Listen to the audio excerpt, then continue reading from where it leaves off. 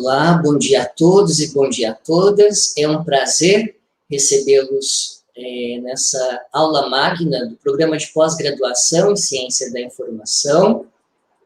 De modo particular, nós queremos dar as boas-vindas aos nossos alunos ingressantes em 2021.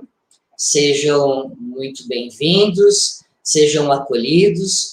Nós, enquanto programa de pós-graduação, nós queremos acolhê-los, né, neste momento, desejá-los aí boas atividades, um semestre letivo bastante produtivo, bastante profícuo, e que vocês sejam, nós não podemos nos abraçar presencialmente, né, gostaríamos muito, mas sintam-se aí abraçados aí por nós, nesse momento aí, mesmo à distância, tá? Nesse momento eu vou fazer uma breve apresentação, né, da nossa palestrante, da nossa palestrante, tá? Professora Andrea. Good morning in Brazil and good afternoon in English. Is that alright? I apologize for the possible and the many flows in English, so Andrea and Chloe can make their interventions right. Nice to meet you, Andrea. Thank you very much for accepting to give this lecture of PPGCI UFSCar Masterclass. It is an honor for us here in Brazil to receive you and to have accepted this invitation so promptly and generously. Now I want to get the word out and invite Doutora Chloe. Bom dia a todos e todas. Who will mediate this masterclass this morning and introduce our speaker this morning. I wish you all an excellent and fruitful lecture. Desejo a todos aí, então, e a todas um excelente e profícuo evento. Quero chamar, neste momento, também, a nossa vice-reitora, professora Maria de Jesus, que irá fazer uma breve apresentação aí para nós. Desde já também quero agradecer à professora Jesus por participar conosco, por ter aceito aí o convite aí de participar conosco nessa aula magna, algo que para nós nos honra muito sua participação. Eu que agradeço, Fabiano. Eu não sabia que acho que eu vou falar em português, porque a gente não combinou antes. But you're very welcome, Andrea. Please, I'm going to speak in Portuguese to address our students, okay? But please feel very welcome here. We are very, very happy to be with you here to hear from you. Ok, bom dia a todas e todos. Quero agradecer muito, Fabiano e a Ariana, aos organizadores dessa aula magna.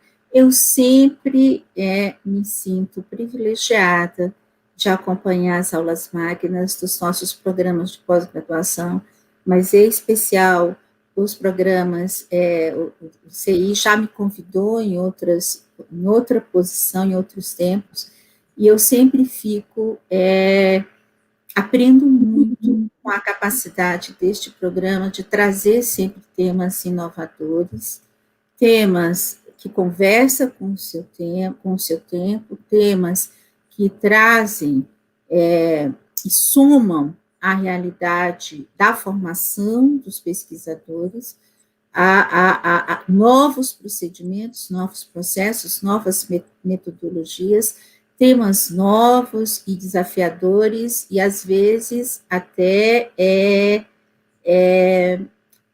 não só desafiadores, mas também que fazem com que as pessoas pensem e reflitam. são desafiantes em si, no sentido de trazer algo de um olhar novo, que é muito importante nesses tempos. Então, eu queria dizer a todos os novos alunos dos nossos programas, desse programa de pós-graduação, que é um privilégio poder participar junto com esses docentes desse processo de aprendizagem, de contato diário, vocês que estão chegando no programa para um desenvolvimento como pesquisadores, como futuros docentes, como produtores sociais de conhecimento, de divulgação de conhecimento, de sistemização de conhecimento, neste mundo global, e em particular neste mundo digital da pandemia, da Covid-19, que nós tivemos que retraçar os nossos processos de contato, de produção de conhecimento, de ensino, de pesquisa, de redefinição da subjetividade, de redefinição de encontros, de toda a nossa existência enquanto seres humanos. Esses encontros fazem com que a gente olhe para o futuro, encontre novos significados na produção do conhecimento, novas formas de fazer o antigo, novas coisas que nunca foram pensadas. E eu vi o tema desta apresentação da Andrea Jimenez, e ela traz tudo isso. É uma temática que fala com esses dias da pandemia, que nos coloca num lugar de não conformismo, de olhar criticamente para o conhecimento, sem abandoná-lo, para retomar e usar melhor o que está à mão. Então, é tudo que a UFSCar sempre valoriza e é tudo que esse programa sempre tem oferecido. É um privilégio poder ter um grupo de docentes que produz conhecimento, valoriza conhecimento crítico, de qualidade, mas, em especial, um grande compromisso social.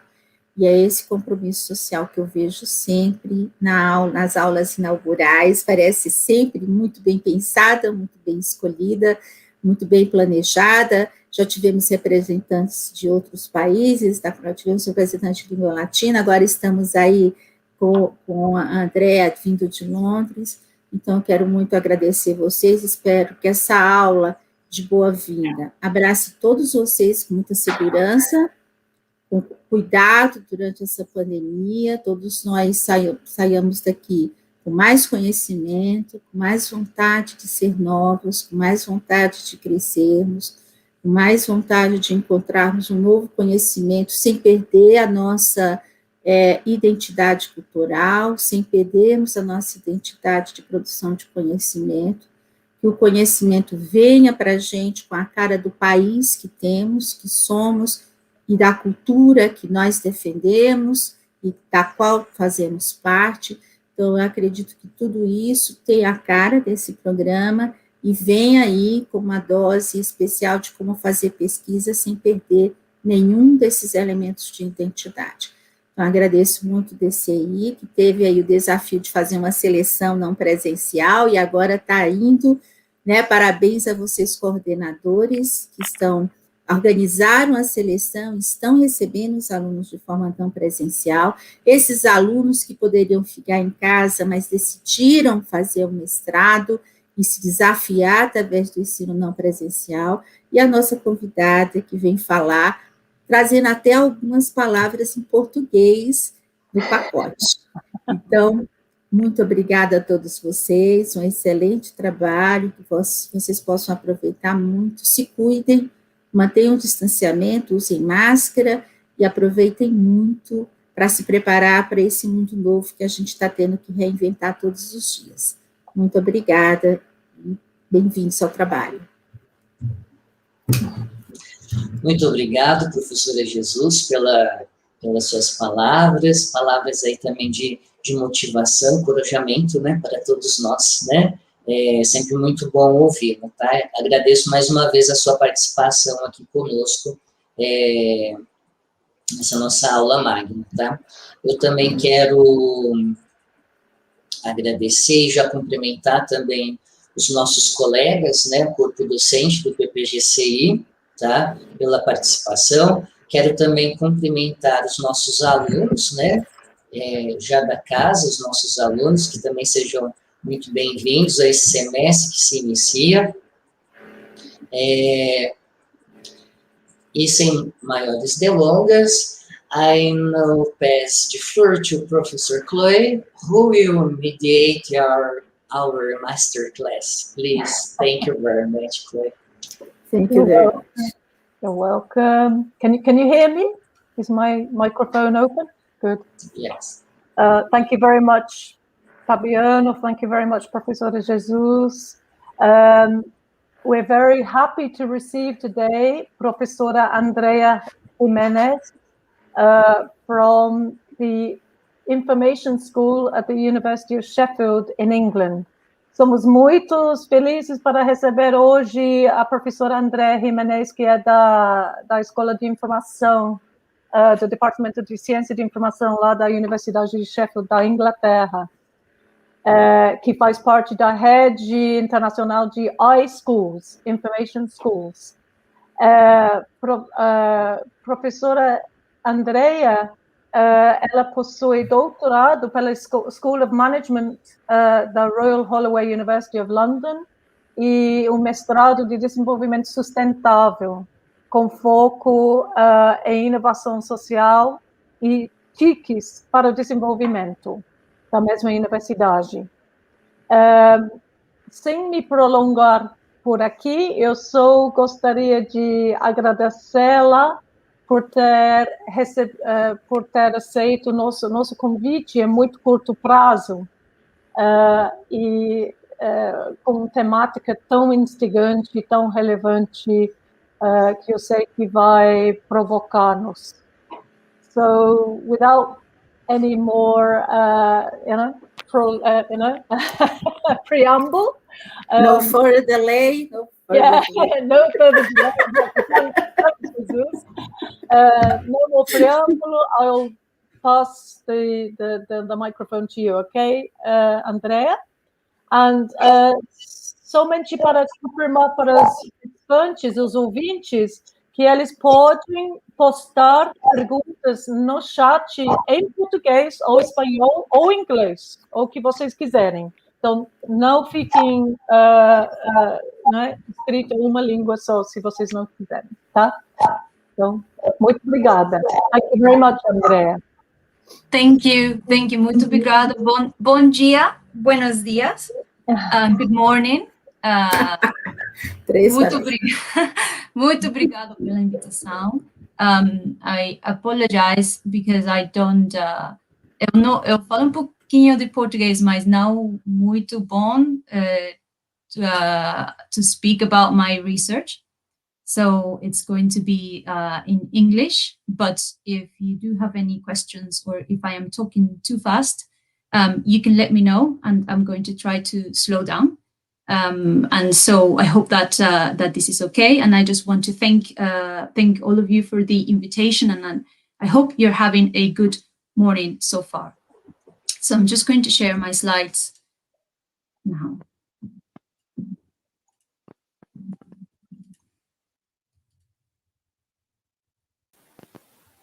Can you see my slides?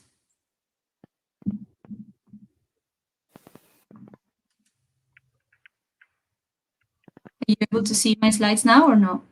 Yes, we can. Okay, perfect. So thank you very much. This is work that I'm going to present from a publication that is titled in this way. And I wanted to start by telling you a little bit about myself. So I am Peruvian, I'm from Peru, but I have been living in the UK for some time, and most of my work and my research has been done in universities in the UK. My PhD was on the topic of technology and innovation hubs and their impact in human development. I have undertaken some research in Peru, in Zambia, and in the UK. And some of the themes in my research are around innovation, knowledge, digital development, with a focus on intersectionality and decoloniality. And there are a lot of things that I can tell you about myself, but I think these are the most important ones for this presentation. So I have structured this presentation into 3 main sections. I'm going to start by sharing with you some of the phenomena that I have been exploring in my research, which is that of innovation for development. And then I'm going to tell you about what I think are some of the challenges of this phenomena, which I call the Western imaginary of innovation. And I will finish by sharing with you some of the work that we have been doing to try to decolonize what we know about innovation. So let me, for the next few minutes, invite you to learn with me about innovation for development. In 2011, Bill Gates gave a speech to the G20 countries where he said, "I believe innovation is the most powerful force for change in the world." Now, there is a lot of symbolism in this quote, but I want to draw your attention to the last sentence where he says, "Innovation fundamentally shifts the trajectory of development." In the past few decades, the concept of innovation has become increasingly important in the international development sector. The word innovation is now mentioned in several of the Sustainable Development Goals, and there is even one specific goal that is focused on innovation. We have the international development sector that is inundated with job titles that include the word innovation.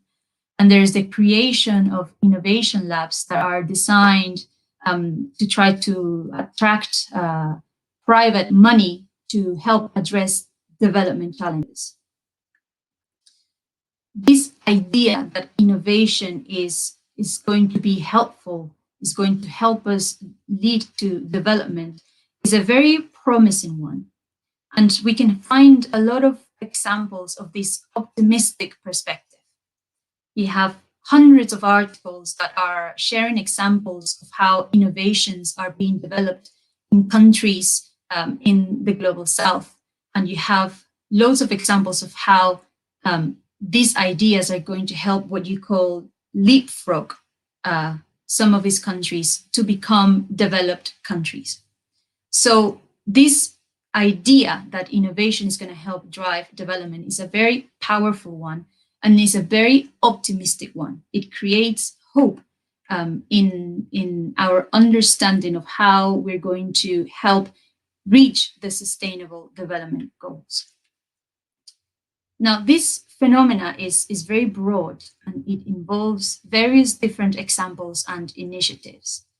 You can think about, for example, blockchain in development. That is a very recent example of this. Or you can think about drones as well, and how drones are being used in this way.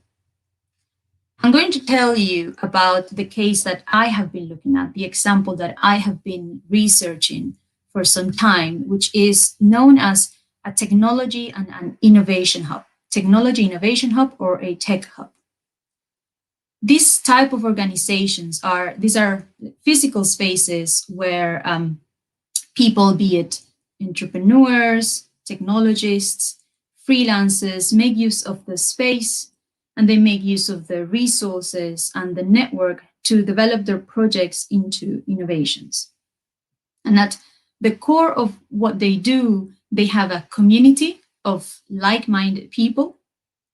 They have practices of collaboration, so people working together, and they're aiming to come up with new ideas, new processes, new products to develop their projects into innovations. So these are some of the characteristics that this type of spaces have.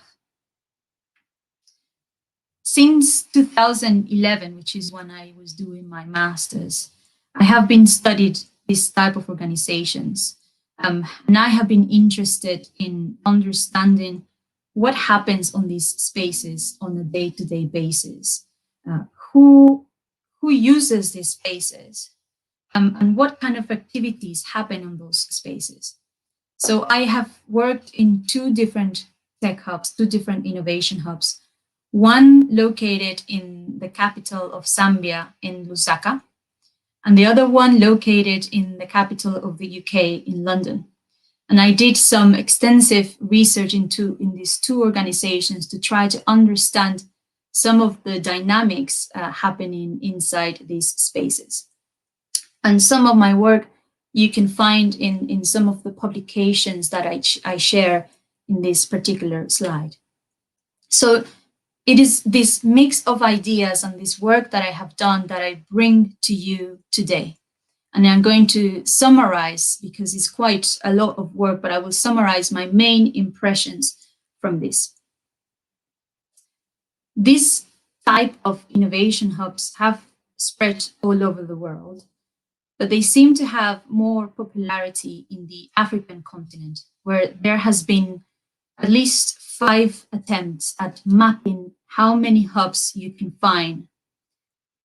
You could see here 2 images that I wanted to share because it gives you some ideas around the expectations of these organizations. So on the right side, you can see some brands there, some private telecommunication companies like Orange, MTN, Vodafone that are sort of interested in this work.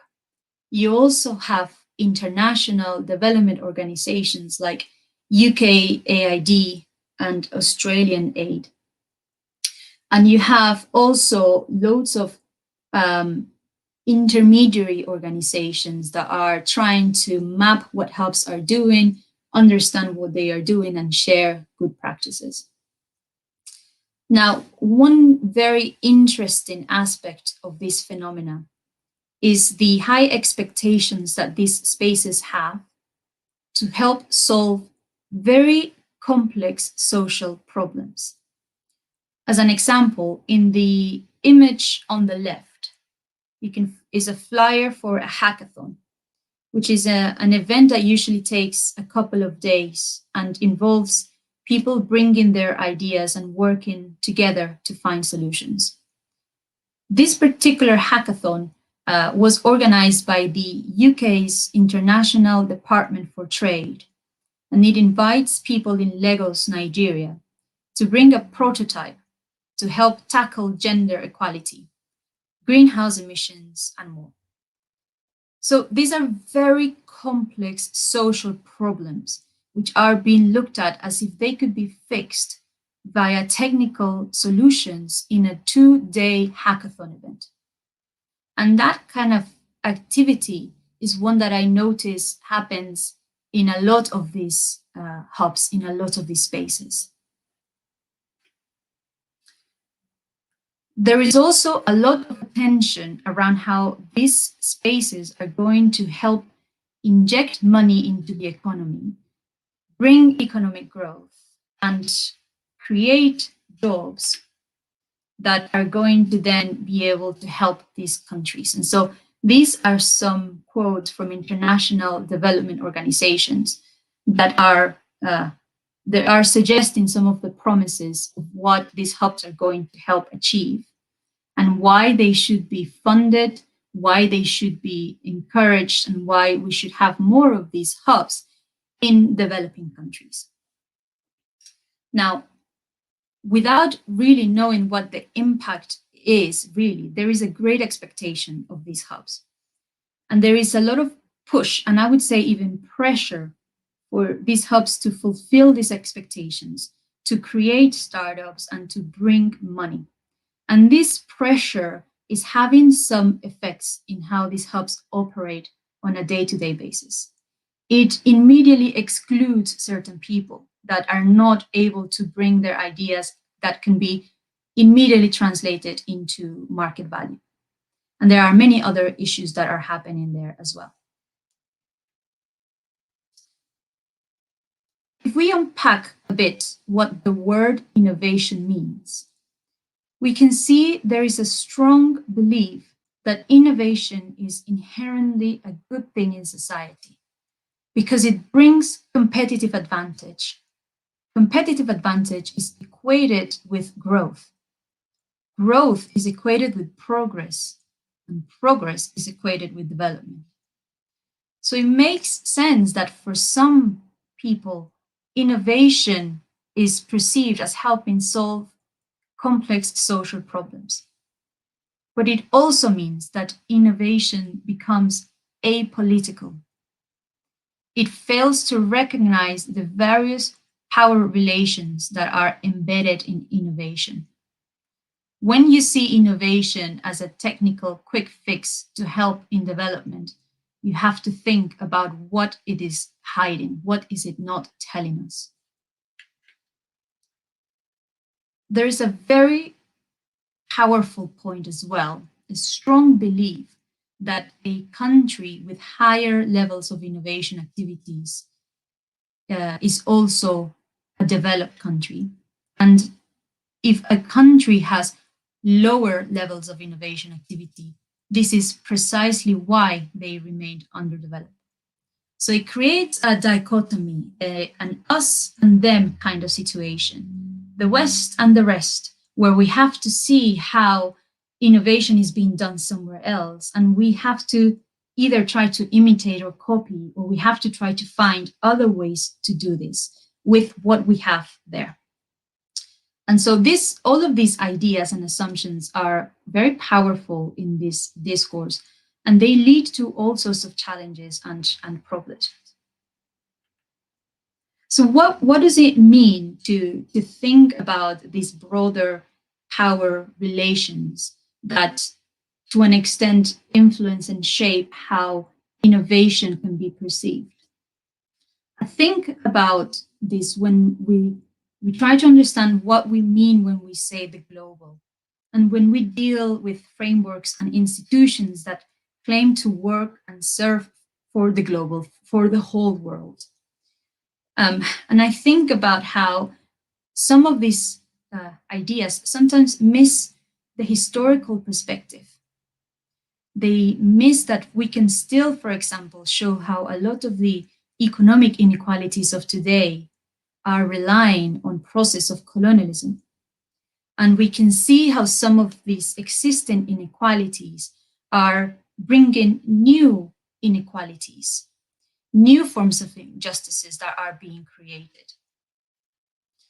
We can see how, for example, countries like the United States are asking African countries to liberalize their cotton sectors, yet they continue to subsidize the US farmers. And so a lot of the African cotton then has high demand and high supply, and it sets them up for failure.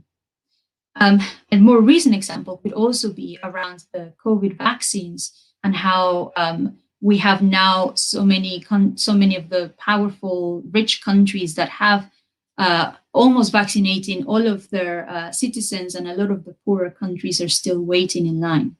So those are the global structures that we have. And we need to think about this when we're talking and we're trying to understand innovation and what impact can innovation have. So as a result of all the research that I have done, my focus is not on trying to see how innovation hubs can help drive economic growth, because I think that if we only think about those as having an impact on growth, we are going to set them up for failure. And I bring 3 key points here. The first point is that innovation has become central to current thinking in international development. One of the risks of this is that we can tend to think about very complex social problems translated into quick fixes and technological solutions. And this is a big problem, particularly in this part of the world. The second point is that organizations like innovation hubs are deeply embedded in unequal power relations. So whatever possibility that they have needs to be looked at in that context. And my final point, which is at the core, the most important thing is a conceptual dimension. I believe that strong connection between innovation and development, as purely looked at from economic lens, is problematic. And I believe that for that, we need alternative ways of thinking about innovation, and ways of thinking about innovation that are more inclusive, that are more sustainable, and perhaps more importantly, that recognizes the politics and the power relations. So I want to move now to what can be described as the Western imaginary of innovation. Now, before I talk about this, I want to make it clear that this doesn't necessarily mean that there isn't diversity of perspectives around innovation in the Western context. But I am talking about the dominant way of thinking about innovation, the one that ends up mainstream and influencing policies, influencing whatever is happening in the ground. That is the one that I am thinking about, which is predominantly influenced by ideas around innovation as creative destruction. So ideas of innovation as a key feature in capitalism, as a key feature to drive countries out of poverty, and also as something that is often grounded in individualism. So you have the strong figure of the Homo economicus as this entrepreneur who seeks to conquer and to prove oneself superior to others.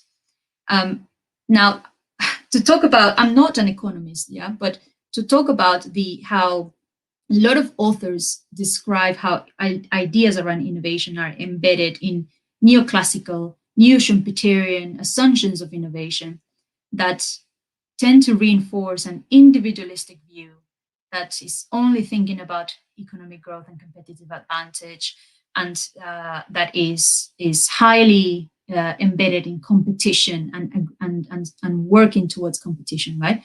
And so those are some of the ideas that then are being translated into how innovation is being thought in the international development sector. So my focus here is to argue that if we accept the premise that behind most of our assumptions around innovation, there is this powerful way of thinking about the world, which values certain things over the others, then we can accept that we can do better than that. So if most of what we understand and assume about innovation, what it is and what it does in societies, have one way of thinking about it that comes from a particular place, but it's assumed as universal, then my challenge and my question is another innovation possible? One that is inspired by other ways of being and other ways of thinking, that does not prioritize economic growth, that does not prioritize individualism, and that does not think only about working in the market without thinking about the environment, for example. That is the question that we are trying to ask and that we're trying to understand in this research. So a big part of this starts from recognizing the colonial legacies, colonialities that we can find in societies today. And this is not necessarily an easy approach. So I'm going to spend the next few minutes talking about what I mean by colonization and decolonization. So I bring this here, this definition, this quote by Arundhati Roy, explaining how, we're talking about categories that are infinite, hierarchies that are complicated and intersecting. So it's a complex problem that we're looking at. Now, decolonization has various definitions, and I'm bringing some examples to you here. You can have scholars like Gurminder Bamra and Akile Membe that defines decolonization as a process that has two dimensions. The first dimension is a way of thinking about the world that looks at colonialism, empire, and racism, and situates that in how the world is shaped today. And the second dimension, which is imagining an alternative world, reimagining and rethinking the world so that it doesn't have to live with the confinements of those ideas around modernity and so on. Other authors are critical, and they say that decolonization is about bringing back the repatriation of indigenous land and life. And so some interesting definitions around here, and my exploration is trying to see what role does innovation have in this process of decolonization. So I bring here some of the work by Aníbal Quijano as well, who set some of the foundations for what we can now understand as colonial legacies. So Quijano, who's a Peruvian scholar, popularized this notion of coloniality, which is a way of thinking about colonialism in the contemporary world. So he talks about the capitalist economic exploitation and the race classification, which both started when the empires, the European empires, started taking shape, right? The European empires were the ones that, it was the first attempt of connecting the world, connecting different parts of the world at a global scale. And through that, we have coloniality of power, which is ideas around capitalist economic exploitation and the race classification, and also a specific understanding of gender that we now have today. He also talks about the coloniality of knowledge, which is about the dominant production of knowledge that is embedded on Eurocentric ways of thinking. So this has this assumption that scientific knowledge is universal, objective, superior to any other forms of knowledge. These two have, according to him, led to exclusive, violent, and erosive subordinating experiences that we experience today. And I will add as well here the coloniality of being, which is another way of thinking about how the colonial relations of power left marks not just in these global structures that I am talking to you about, but also on the very understanding of the self and the individual understanding of who we are as human beings. So these different colonial legacies here, they have been dominant, but there have always been resistance. And Latin America is one strong place of resistance in this sense as well. So a lot of scholars have been exploring this impact, the colonial legacies, and how the way in which we use technology, the way in which we understand technology today, reproduces, reinforces some of these colonial legacies. So this is from the work by Mirka Madiaunu, who has coined the concept of techno-colonialism. And she's looking at this in the context of how digital development tools are being used in humanitarian development. And particularly the work that she is exploring is how biometric data is being used to gather the data of refugees. And so she's looking at this practice, and she's finding some of the colonial legacies that I have mentioned before. And this is fascinating work because it just brings to the surface how a lot of modern practices of technology has certain logics that are still reproducing a lot of ideas that we have in the past. And so just to give you some examples, one of the ones that she talks about is how biometrics it collects personal data, but that personal data is not only used for personal reasons. It is used for something else. The other one is that a lot of the data that is being extracted is then being used by a lot of big tech companies. And another one is this assumption, strong assumption that if it's a technology that is recording this data, then it is much better than a human because there will be less error. And so some of these experiences that she talks about has been in the example of the Rohingya refugees. And she talks about how this has had effects on the refugees themselves. And she has this very interesting quote that I wanted to bring to you. This was by one of her respondents who says, we do things that might get us a Nobel Prize in Africa, but which would get us arrested in Europe. Affected people are treated as guinea pigs. So this is not something that should be taken lightly. And it shows very clearly how technology is being used to reinforce a lot of the colonial legacies and logics that we have. Now, I believe this work is incredibly important in highlighting how technology is not always going to bring positive outcomes, or in fact, it could be bring positive outcomes, but not for everybody involved. So I'm going to move now to the third and final section of my presentation, which is bringing you some ideas around how we're working to decolonize innovation, to remove some of the potential challenges and risks of how we think about innovation and technology today.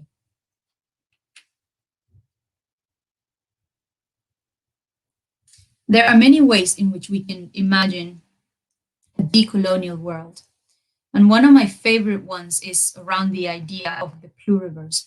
I don't know if you have heard about this, but the idea of the pluriverse suggests that there are many worlds out there, many ways of thinking about the world, which have been marginalized and suppressed through the process of colonization. And to this day, sometimes they get perceived as subordinate. They get perceived as not as relevant. The pluriverse seeks to move from just one dominant way of thinking about the world to multiple ways of thinking about the world coexisting together. So it's not seeking to remove how we think today and how we do things today and replace it with something else. It's looking to recognize that that way of thinking can coexist with other ways of thinking. And so that is what the pluriverse is starting to explore. So this body of knowledge is trying to suggest that a lot of the global challenges that we face today have to do with this one dominant way of looking at the world. Problems like climate change, like this existing inequalities, racism, and more. A lot of this emerge from our dominant way of thinking about the world. And it suggests moving to other ways of thinking. A lot of this encourages the recognition of the indigenous worlds, indigenous people, and indigenous knowledge as potential alternative ways of thinking and being. And so you have scholars like Linda Tuiai-Smith and Silvia Rivera-Cusicanqui that talk about this and talk about how the indigenous worldviews can bring more effective ways of thinking, being that are sustainable, respectful, and possible.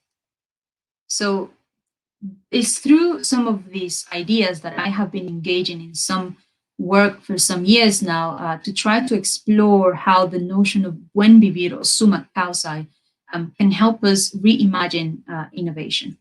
And so this is some work in progress I have been doing with an organization in Peru that is called the Potato Park. And it's an indigenous-led organization that has been working under the values of summa causae or Buen Vivir. So summa causae is like an Andean theoretical and political framework that questions the dominant practice and the dominant understanding of development and seeks to remove it from its Western liberal anthropocentric assumptions to recognize other ways of thinking. For example, ideas around reciprocity, ideas around complementarity and relationality, thinking about nature not as an externality, but nature as core of how we think about things. Through processes of, because of climate change, this organization has been adapting and has been changing to try to continue their livelihoods. But they have been doing it through the view of Buen Vivir. And so as a result of that, a number of innovations have emerged. And so my exploration is trying to understand how they are innovating and how they are talking about their innovations as well. So it's through some of this work that I have been trying to find what other differences, what characteristics would innovation have if it was looked at from a different way of thinking about the world. And these are some work in progress things, but in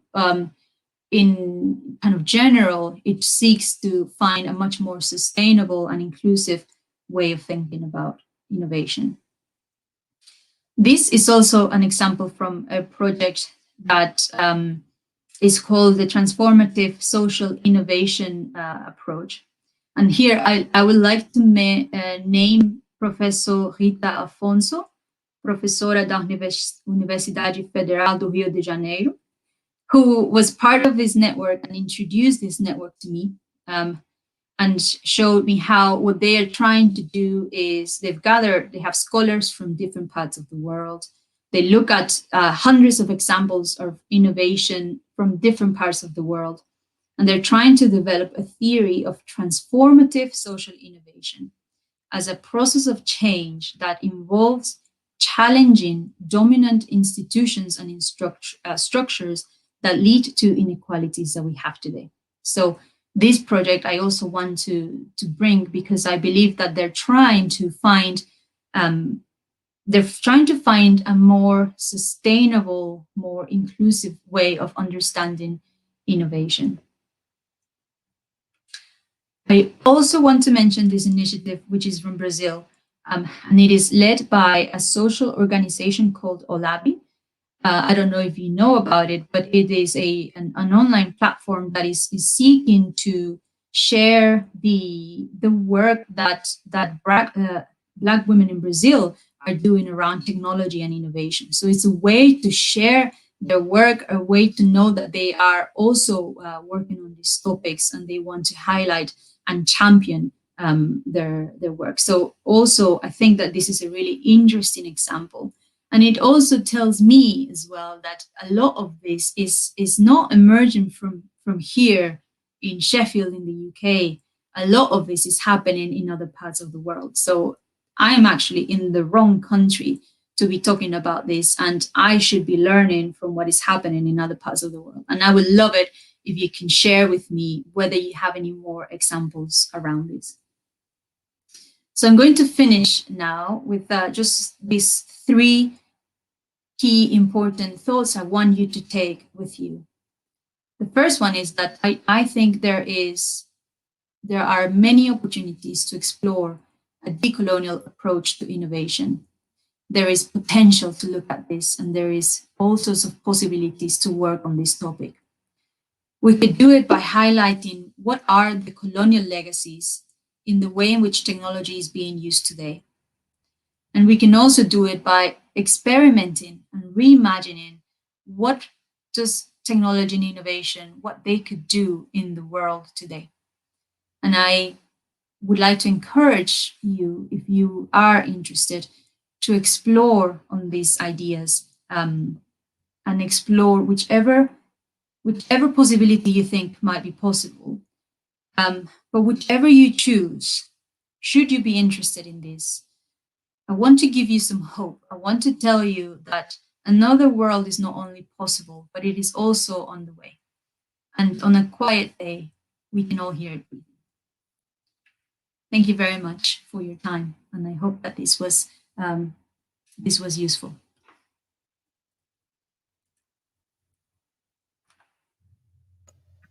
Thank you, Professor Andrea. That was wonderful, your talk. The lecture was amazing. Very thought-provoking, and yeah, I'm sure a lot of people will be even possibly rethinking some of their research projects, and yeah, it's very, very instigating. So we will now project onto the screen, I hope, if Fabiano can help me, a couple of questions or observations that have been.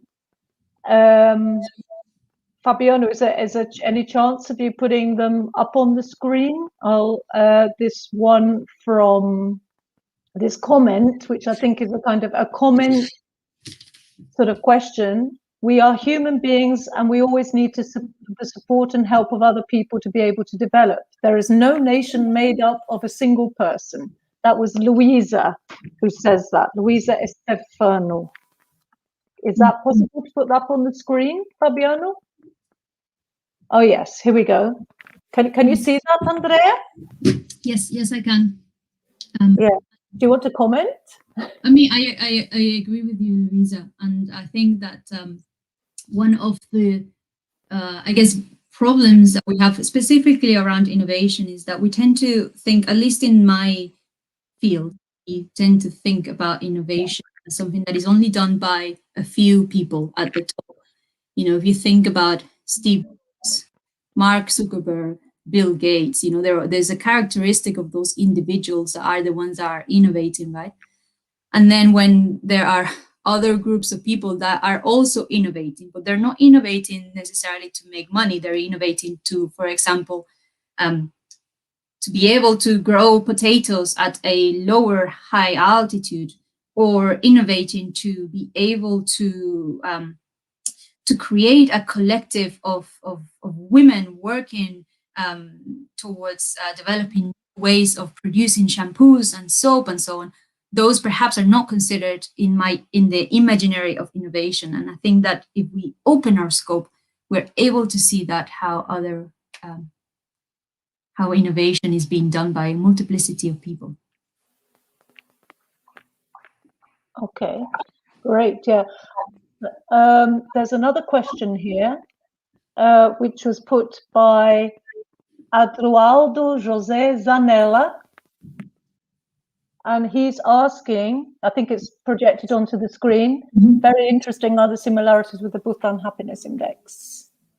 I don't even know what the Bhutan Happiness Index is. I've heard of the a kind of one from the United Nations, but I didn't know of this one. I think my understanding about the Bhutan Happiness Index is inspired by Bhutan, the country that uses this as their measurement for well-being, right?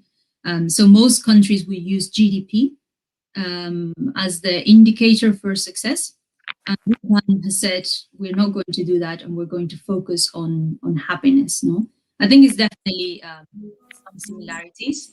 I would say if we consider it from the Buen Vivir perspective, there definitely is a strong notion around power structures and recognizing the relations that exist, right? So it's not just about let's all try to be happy and let's all try to be together, but let's recognize and acknowledge how the world is constituted on deeply unequal power relations that discriminate to some people and prioritize other lives, and that needs to be recognized if we want to move forward. I think that is my understanding of it. Yeah. Okay. I hope there's another question here.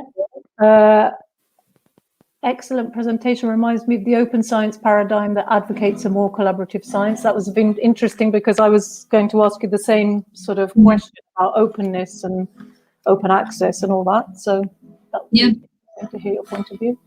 Yeah, I think there's all sorts of initiatives that are happening right now that I think there's a lot of commonalities, and perhaps an interesting next step would be to try to engage with all of these commonalities with the open source communities, and with how technology is also being done used in hacker spaces and so on. No? So definitely some potential there for exploring those commonalities. Right, yeah, great. There's another question here from Vinicius. Yeah, how do we approach society itself to this pluriverse way of thinking to confront this apolitical neoliberal innovation propaganda, which has much more large reach than the academia? Yeah. Good. Thank you for that question.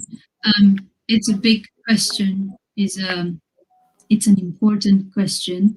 I don't think I should be the one bringing the only answer, because first of all, I am in academia, and also I'm in the UK, so there's all sorts of issues around me being one of the, talking about these issues as well. I think we should be able to look at how this is already happening in many parts of the world. I would say how it's happening with the Zapatista movement, for example, in Mexico, how it is happening with the degrowth community in Europe, how it is happening with ideas around Ubuntu in South Africa. So there are all of these alternatives exist in the world, and I think maybe we need to start highlighting them, championing them, showing how they are already existing in deeply neoliberal frameworks. So basically, A, I don't think the answer should come from academia. And B, I think it's already happening, but we might not be looking at the right place. That's 2 cents for a big question. Yeah, yeah, I agree. Yeah, we sometimes get too sort of restricted, in our vision. It's only when we can go out and do research in these amazing places that you've mentioned in your talk that our eyes get open, don't they? Yeah. Your talk has brought up a lot of questions. There's another question here from Professora Luciana. Yeah, she says that como considera que a universidade pode colaborar com a decolonização da inovação? How can we make the university collaborate with the decolonization of innovation? So, well, I mean, so again, I think it's a problem to try to think that it is the university where this should come from. But I would rephrase that question to say, how can we decolonize the university? Yeah. Right? Because it starts by first decolonizing ourselves, and then moving to seeing how this works with other topics. I have to do a lot of personal work as well. I've had to unlearn a lot of things, and I continue to do it. And I think that there are examples of pluriversal universities. Colombia, there is the first pluriversal university, which I don't remember the name right now, but I would encourage you to Google and look for it, because I think that there are universities that are trying to do that. Right. We have loads of comments coming, Andrea, loads. A lot of people saying how amazing your talk has been, that it's going to Danila Barreto says great reflections. Sorry, it's moving so fast, the chat, that I can't keep up with the comments. But that your lecture and article will give us students from PPGCI a horizon for our research, development, and contribution to innovation in our university community. Somebody mentioned that very coincidentally, I was watching the same program as he was, Adroaldo. We have a very important leader, indigenous leader in Brazil called Ailton Krenak, and there's a talk online, a very famous program called Roda Viva in Brazil, and he gave an amazing talk, and he would be somebody very important for us to go back and read his works, because he's a philosopher, an author, a great thinker in Brazil, who brings in all of these other aspects that you're talking about. I can't see any other specific Oh, has somebody put a question on the thing? I think Luciana replies to your thing about decolonizing the university, and I was going to ask you about that. How you mentioned on your website that you're interested in decolonization of the curriculum, and where should people start with that? Is that more a question of bringing in different points of view, different authors, moving away from the white men, middle class white privileged men? Yeah, so it's a very difficult job. So I am interested in that, and I'm working on that in my department. It is always a work in progress, is always under construction, because it involves recognizing the ways our institutions, our universities, as well as our disciplines, have sometimes been founded with colonial implications. So my PhD was in management. And if you look at the history of how management was created, you learn how management was created as part of the process of trying to modernize countries in the global south, developing countries. If we don't acknowledge the origins of our discipline, then we're missing out, and we're not teaching our students that. Then we are also only teaching them a limited way of what discipline takes shape. So it's about recognizing that, and then it's also about knowing, okay, whose voices are we sharing here, and what does it mean that we only share one body of knowledge, and what happens when we add that, we add other perspectives, we add other ways of thinking. I think it also needs to be around who is teaching, who are those that are teaching us, and could we extend that understanding of who is a lecturer? Because I think there's many people that are teaching us, but we perhaps they don't have the title, the PhD or whatever, and so they don't get considered as teachers. And so there's all sorts of ways in which you can approach it. In our school, we're trying to focus on the curriculum per se, but I think other parts of the world, you could look at it from other perspectives. Yeah. I mean, amazingly, this comment from Professor Luciana, that is extremely pertinent to what you've just said about who is becoming a teacher in a university, because she comments here that only in 2015 that we had our first officially recognized indigenous student, because UFSCar, our university, is very pioneering in that sense, because we do a selection process for university students specifically for indigenous people, and obviously, that's going to have a massive repercussion in terms of who is becoming, how these people are continuing in the academic career, and are they going to end up as teachers, So it's very much related to what you were just saying. We also have a very strong affirmative action program at UFSCar, because Afro-descendant people are very, very underrepresented, starting obviously with the teachers, with the university lecturers, and now it's beginning to change. I would say, just to that, Chloe, I think that's I think one of the reasons why, to me, it's important to extend the invitation, so bring it backwards and say, I think universities in the UK have a lot to learn from how universities in Brazil are actually working. And I think that creating those spaces for learning and knowledge exchange would be really useful and fruitful from this interaction. Yeah, definitely. Yeah, that's a good point. So Luciana, you should go there to do some research. Yeah. Yes, get in touch with me. Email me. Yeah, for sure. There's another question here from Professor Fabiano, I think, and it says, could you elaborate on the context of data sharing and openness with techno-colonialism, please? Yes, so this is, I presented this, this is on This is the work that Mirka Majonu is doing, but which, by the way, I'm happy to share my slides afterwards if that would be helpful with the reading that I have.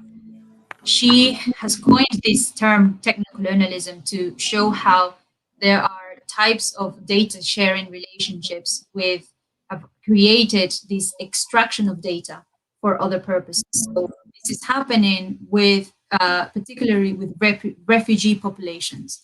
So when you have refugee camps, what is happening is that you have the UNHCR and you have the government trying to register refugees. They want to write their names, they want to write where they came from, and the way in which they get resources, the way in which refugees get resources is if they sign up. And the way in which they're being signed up is through biometrics. So it's when you share your fingerprint or your iris, and that's how you get registered. So a lot of what's happening is that refugees are not, that's the only way you can register to get resources, then you cannot say no. And what is happening is that a lot of it, so the first thing that is important to think is that who's funding these technologies and where are these technologies being designed? They're being designed in Silicon Valley and they're being funded by big companies like Palantir. So the data that is extracted from refugees is being used for other purposes, and we do not know what is happening because it's all very secretive. So she is trying to bring to the surface these problems, and so she's calling it techno-colonialism, when we are now reproducing colonialism through how we use technology. And the case of biometrics with refugee camps is this example that she's using to say, hey, we have to do things better. Yeah, okay. I have a couple of questions. I don't know if there are more things here. Yeah, there's many comments. Somebody is saying, Renan Agosto is saying, it's interesting to think about decolonization, considering the global social network impact on the society and culture. Oh, and on Januário's that asked a question as well. Sorry. I think I'll read this one first. Januário's question is, how can we think of transformation of the local territories, you know, if education processes in countries of late industrialization continue to have their roots in the more developed countries' models of development.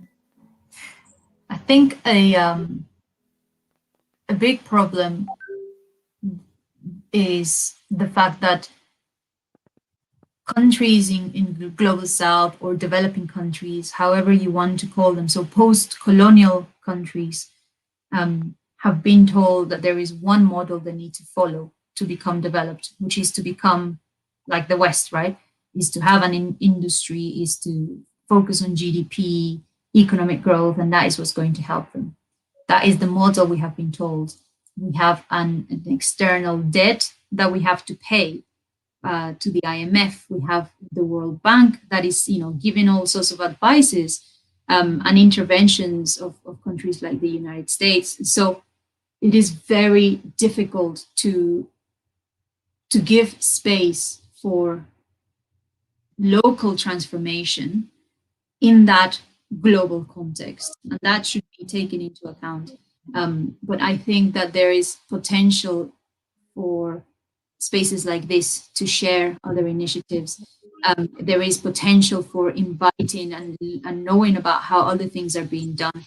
I would suggest that you look at how the Pluriverse University is being organized in Colombia, because that is an example of wanting to transform the education system, imagine it outside of that framework that we have been told that is the only way in which we're going to get developed. I also think that there is we should recognize the ways in which the West is harming the environment so much more than how it's been done in other parts of the world. That should be always recognized. Right. For sure. Henna Orlowski says it's interesting to think about decolonization considering the global social network impact on society, culture. It's just a comment of his. Yeah. Do you want to comment that or? What decolonization considering the global social network impact on society, culture? I think it's about decolonization as an alternative. It sounds to me. Yeah. I think it's interesting, and I hope that I have encouraged you to try to explore these ideas and experiment with these thoughts, because I think at the moment there's a lot of need for it. Yeah. We have a comment as well from somebody from USP, the University of Sao Paulo. He says he leads a program that addresses one welfare. He puts it in inverted commas, and sustainable development, and he gives his email address. So I think that'll be an interesting contact for you to have there. Sorry. Is there a way I could share my email with everybody in case you want to email me and have a... Yeah, we could put it in the chat. And we're having a bit of problem with the form here for getting certificates, but we can. Yeah, if you want to read it out to me, or are you going to share your slides? Yeah, I can share my slides and I can add my email there. Okay, fine. I think that's what we could do. But I can put it in the chat now as well, Andrea. If you just read it out to me, I'll put it in the chat now. Yeah. It's A. Jimenez, my surname. Okay. And then add Sheffield. ACUK, yeah? Yes. Okay, so, and it's Jimenez without any accents, isn't it? Yeah? Yeah, without accents. I've just put it in the chat. Andrea, I know that you've answered so many questions, but I do have a couple. Just wanted to ask you. How often comes to mind the question of the use of the term innovation, the word itself, like in Portuguese, inovação, and in Spanish, innovación, I suppose, yeah? And I was thinking about the protagonists, the actors in those projects you looked at, especially the Buen Vivir in Peru. And I was wondering, do they actually is that term appropriated? Is it kind of re-signified, or do they not even use the term to talk about what they are doing? Is that a label that academics are putting on what they are seeing there and saying, oh, look, this is innovation, and what they're talking about is something else, because we have projects here that even, for example, with cooperatives and, we have an incubator here in our university for social cooperatives and things. And I just wonder about this label of innovation, how much that is the Western, in fact, the Western viewpoint, kind of putting that vision on it, yeah? That was one of my questions. And also related a little bit to that was when you were talking about when these innovation hubs are set up, they already have embedded in them unequal power relations.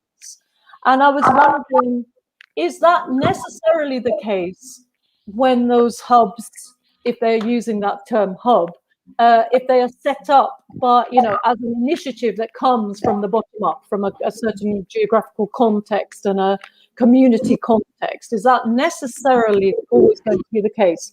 And I suppose that's slightly related to what I was saying about the term innovation. If you're thinking in the mindset, oh, we are talking about innovation here, but if you're thinking about something else, which is more like the pluri-universal values that you're talking about, maybe you're not even going to be talking about innovation.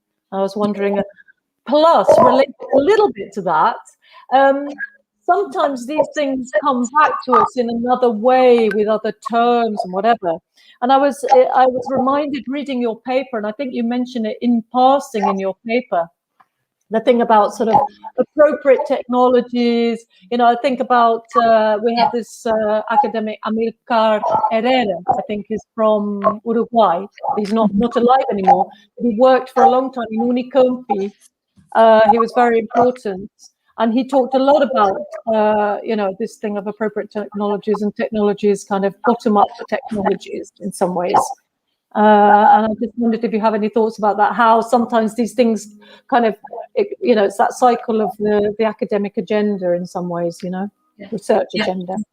Yeah, great questions, Louise. So the first one, about the context of this particular project of the Potato Park is that for many years engaged in this project that was it was a cross international collaboration with other projects with similar initiatives in different parts of the world.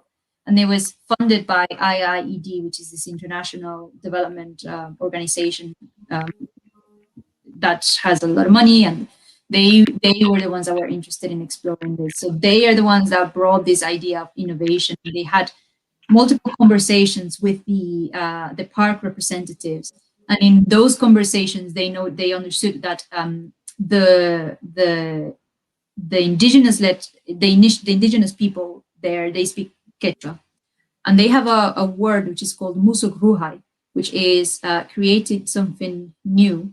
And then there's another word which I think is musogruai, I think it is, which is taken from outside. And so what they came to the realization is that for them, innovation is about creating something new that is the process of a intercultural experience. And that is how they have defined innovation. So there's two things with that. The first one is that, yes, the concept has come from outside, but it has taken its own shape in the context of the park. And so they would talk about innovation now. Biocultural innovation is how they frame it. And it is an experience of intercultural knowledge exchange. So I think there's also some interesting things to consider with how the word innovation has come to look like in that respect. In respect to the second one, so the hubs that I have been interested in exploring are the hubs that are dominantly funded by international development organizations. They're the ones that are usually having more of a top-down kind of governance, right? There are other types of organizations like the ones that you have mentioned that are perhaps a little bit more bottom-up, that are more grassroots, and those will have different dynamics and different logics. The ones that I have been interested in and I have been studied are the ones that are perhaps more, a bit more top-down, a bit more urban, a bit more focusing on private, because those are the ones that are being used as examples of innovation for development initiatives. I think it would be interesting to look at other dynamics in the hubs that you are mentioning. And then your final question, I don't remember which one it was. No, it wasn't really a question. I was just talking about, Amilcar Herrera, who, and the way things come around again. Yeah, I agree. But I just wanted to say there's an interesting question here. Sorry, Fabiana, before you go towards closing, and I hope that's okay, Andrea, but it's a fantastic question from Suellen, who's one of our students who's just come into the postgraduate master's program in information science. And she says, no, in Brazil, we have quilombos, quilombos, you know what they are? That they preserve through the oral tradition ancestral knowledge, for example, to manipulate elements from nature in pro that to maintain the, for social kind of continuance. And she's asking, could this have a relation with innovation? Is this related to innovation, do you think, in your opinion? I mean, from what I understand, I think that could be some opportunities for that.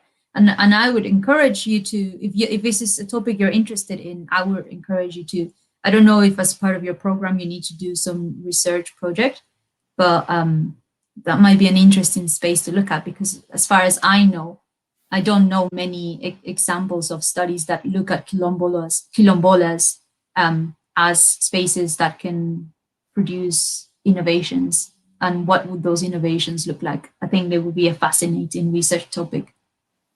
Yeah, very interesting. Yeah, thanks so much, Andrea. I think that we've given space to everybody, haven't we, Fabiano? A gente já deu todo mundo aqui. Sim, podemos fazer já os encaminhamentos. Ok. Eu vou...